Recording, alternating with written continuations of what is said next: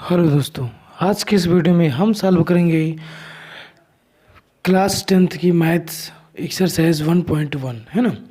तो जो एक्सरसाइज 1.1 है क्लास 10th की, वो जो क्वेश्चन नंबर है कि 1.1 का कह रहा है कि निम्नलिखित संख्याओं का HCF ज्ञात करने के लिए यूक्लिड विभाजन एल्गोरिथम का प्रयोग कीजिए। तो देखो यानी यूक्लिड ने क्या बताया कि यूक्लिड प्रमेय होती क्या है ना। यूक्लिड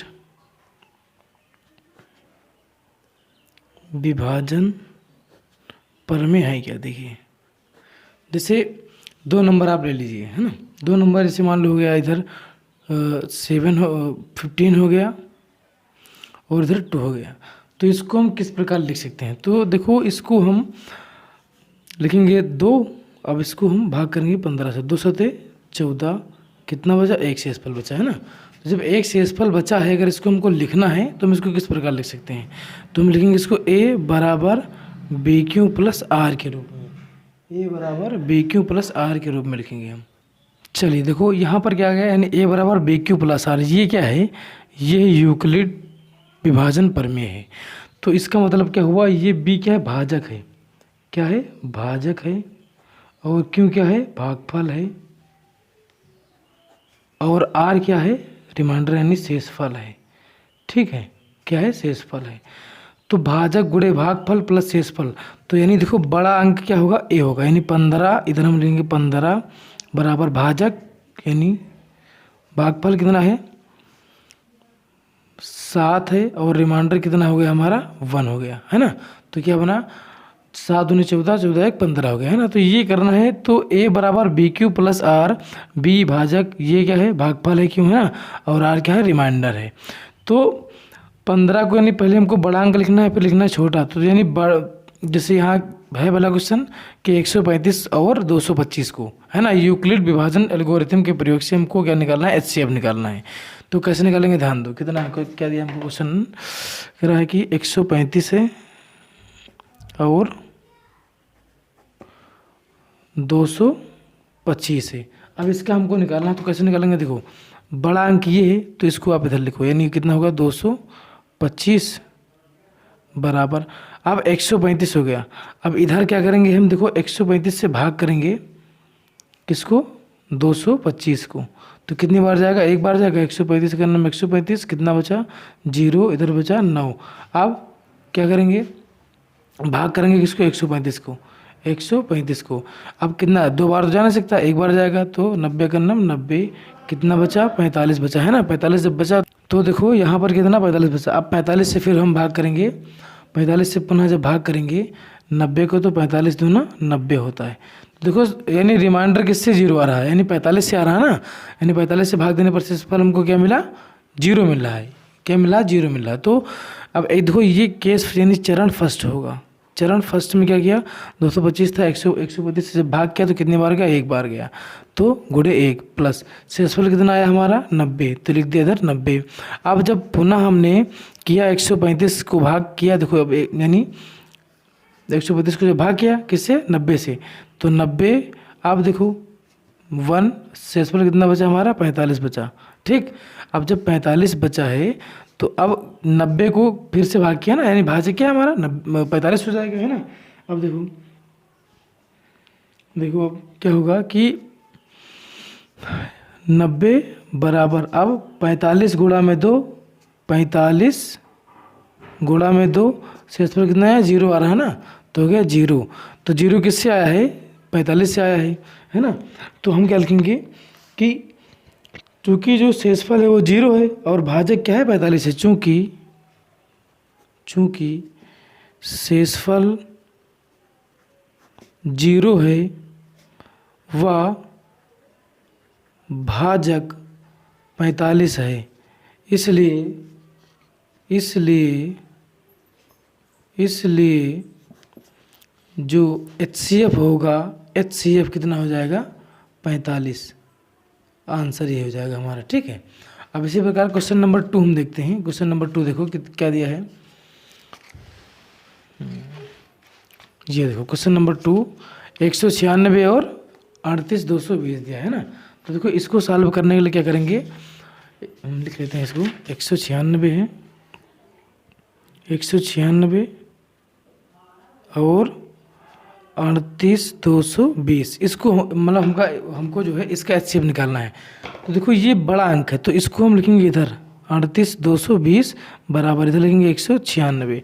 आप क्या करेंगे, इधर हम भाग करेंगे 196 से इसको, देखो किसको 38,220 को एक बार लेके जाएंगे, ठीक है, क्योंकि भाई ये 200 करीब में, ये मतलब कि 400 के करीब में है ना, तो मतलब ज़्यादा 2 बार करेंगे तो ज़्यादा हो जाएगा, एक बार लेके जाओ तो 196 आया। आप माइनस करेंगे, माइनस जब करेंगे तो कितना बच जाएगा, इधर बचेगा 6, इधर बचा 8, इधर बचा 1, है ना। अब देखो, अब इस 2 को हम उतार लेंगे, उतारा हमने जब इसको, तो देखो 1862 हो गया, और यहाँ कितना है 196, या फिर आप ऐसे जोड़ लीजिए 19 है, यहाँ कितना है 19 नौया 171 है ना, 6 यहाँ 186 है, तो 19 नौया 171 होता है, तो 9 बार लेके जाएंगे तो कितना आ जाएगा हमारा, ये आ जाएगा 1764, कितना 1764। आप भाग करके देख लीजिए, गुणा करके देख लीजिएगा, है ना। अब इसको जब माइनस करेंगे तो इधर बचा कितना हमारा 4, और इधर हो गया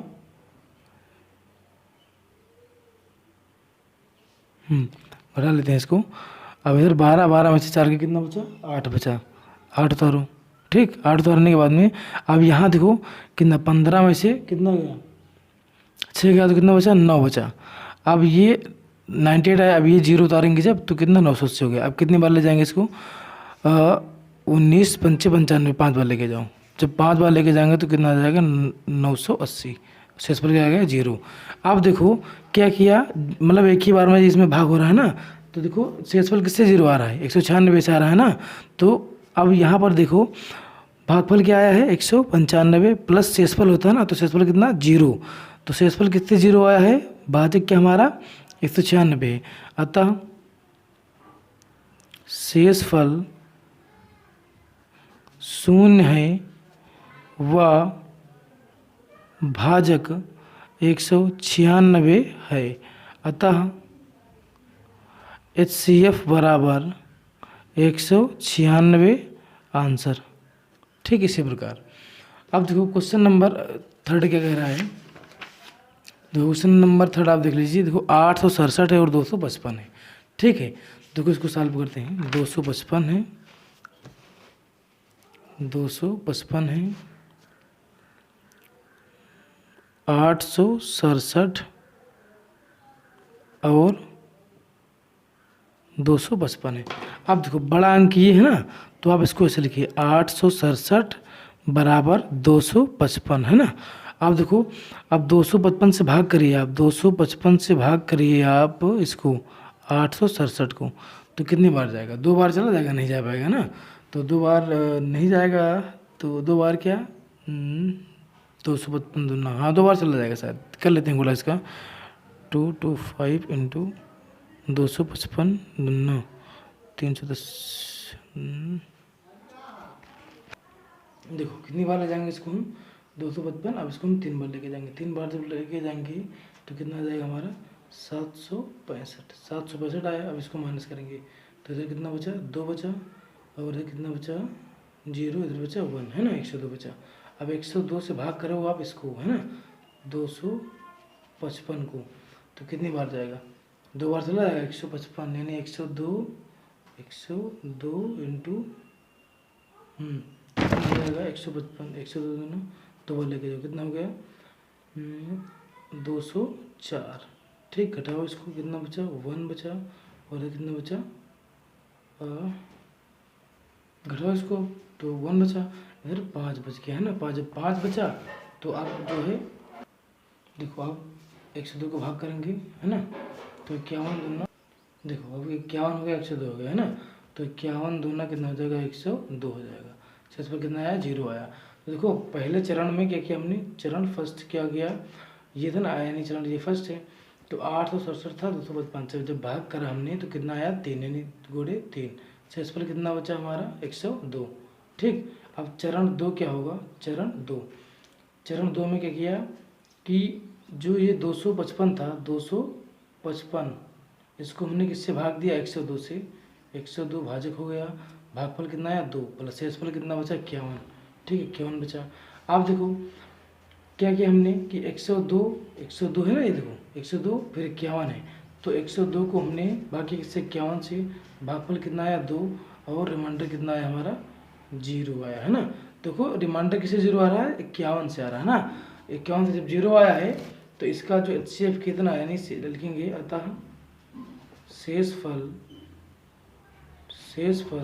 शून्य है व भाजक 51 है,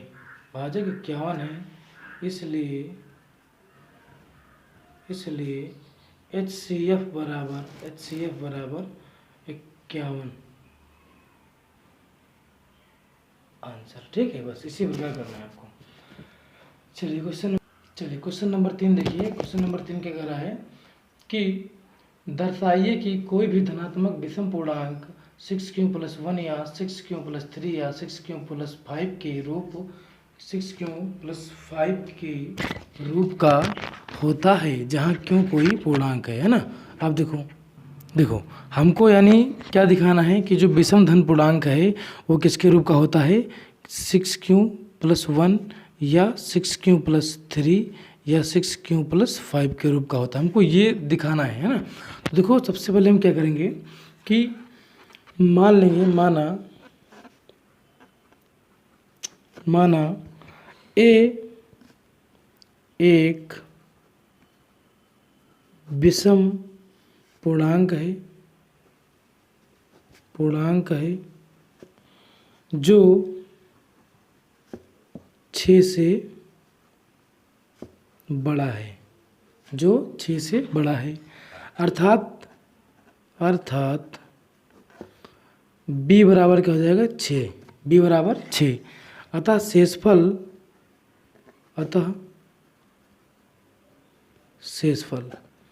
शेषफल क्या होगा, यानी देखो यहाँ पर कितना है, यानी a बराबर क्या होता है बेटा BQ+R होता है। तो यहाँ पर R का मान क्या है, देखो 5 है, यानी 6 से क्या होगा, कम होगा ना। तो R का मान क्या हो सकता है, 0 1 2 3 4 5 तक है ना, 5 है यहाँ पर R है ना।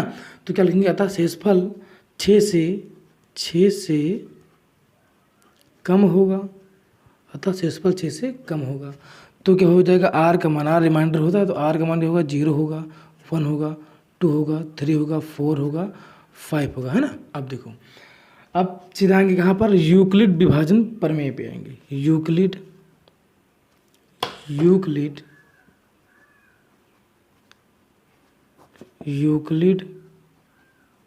विभाजन प्रमेय। ठीक है, अब क्या है यूक्लिड विभाजन प्रमेय, a बराबर क्या है भैया BQ+R है। ठीक, अब जो R का मान होगा, वो जो b है ना, b से क्या होगा, छोटा होगा, और 0 से क्या होगा, बड़ा होगा। ठीक, अब देखो क्या करेंगे कि यहाँ पर R है ना, R का मान यहाँ देखो कितना है, 0 है, तो a बराबर यानी लिखेंगे R बराबर 0 रखने पर, तो R जहाँ पर है वहाँ पर 0 रखो आप, तो a बराबर b की जगह पर क्या है 6 है ना, b के बराबर क्या है 6 है, तो यानी 6 हो गया, और ये हो गया क्या, क्यों हो गया, प्लस R की जगह पर क्या रखना आपको 0, तो हो गया 0। तो देखो क्या हो गया कि a बराबर आपको क्या मिला, 6q मिल रहा है। अब ये बताओ भैया 6 2 से डिवाइड हो सकता है, तो ये सम है कि विषम है भाई, जब अगर मान लो 6 से 2 से डिवाइड करेंगे 3 आएगा, है ना। तो 6 क्या है, हमारा सम है, तो ये क्या है, सम है,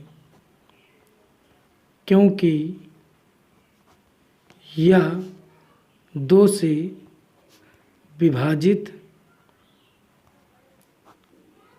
हो जाएगा, है ना। अब देखो तो हमको सम नहीं लेना, हमको क्या लेना है, विषम लेना है। अब फिर क्या करेंगे, R बराबर क्या रखेंगे, 1 रखेंगे, तो क्या हो जाएगा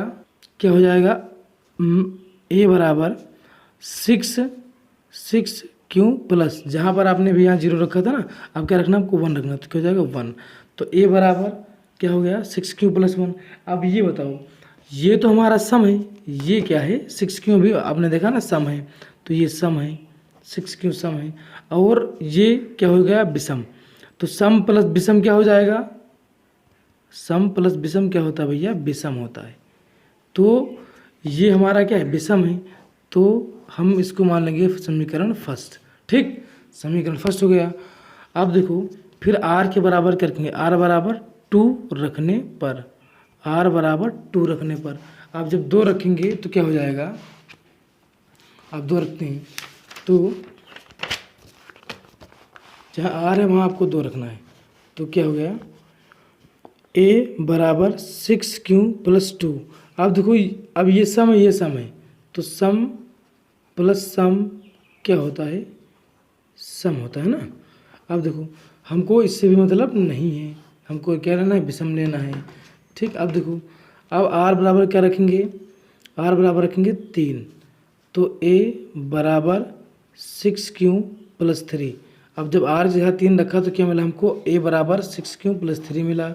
अब 6Q क्या है, सम है, प्लस 3 क्या है, विषम है, तो सम प्लस विषम क्या होता है, विषम हो जाएगा। तो हमको ये लेना है ना। अब समीकरण इसको क्या मान लेंगे, 2 मान लेंगे, और इस वाले को क्या मानेंगे, समीकरण फर्स्ट मान लिया हमने। ठीक, पहले ही। अब देखो समीकरण ये फर्स्ट है, ये फर्स्ट है, ठीक है, ये वाला। अब देखो सम प्लस विषम क्या हो गया, विषम हो गया। समीकरण 2। अब आर के बराबर क्या रखना है, 4, 3 के बाद 4, आर बराबर 4 रखने पर, तो ए बराबर क्या हो जाएगा, 6Q, आर होता है यहाँ पर, आर जब रखना है आपको 4। अब ये सम है और ये सम है। ठीक, सम सम क्या होता है, सम होता है।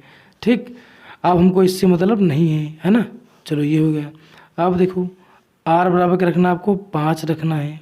5 रखने पर, जब 5 रखेंगे तो ए बराबर 6Q + 5। अब ये क्या हो गया, विषम हो गया है ना, ये विषम हो गया। ये क्या हो जाएगा, समीकरण नंबर 3। अब देखो केस फर्स्ट कौन सा था, केस फर्स्ट ये था, ये यानी ये केस फर्स्ट है, और दूसरा हमारा आर बराबर 2 रखने पर है ना, केस सेकेंड हो गया। अब देखो केस थर्ड है ये, और ये हो जाएगा केस 4, और ये हो जाएगा केस 5, और ये हो जाएगा केस 6 है ना। तो क्या निकल गया, ए बराबर 6Q + 5 है ना। अब क्या लिखेंगे इसके लिए हम, कि समीकरण 1 व 2 से, समीकरण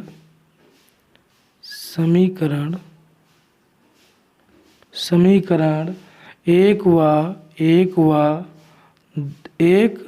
2 व 3 से स्पष्ट है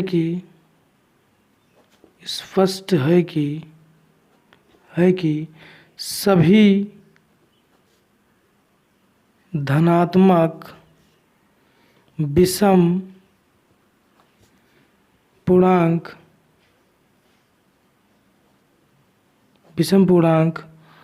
6Q + 1, 6Q + 1 और 6Q + 3 और 6Q + 5 के रूप का होता है ना।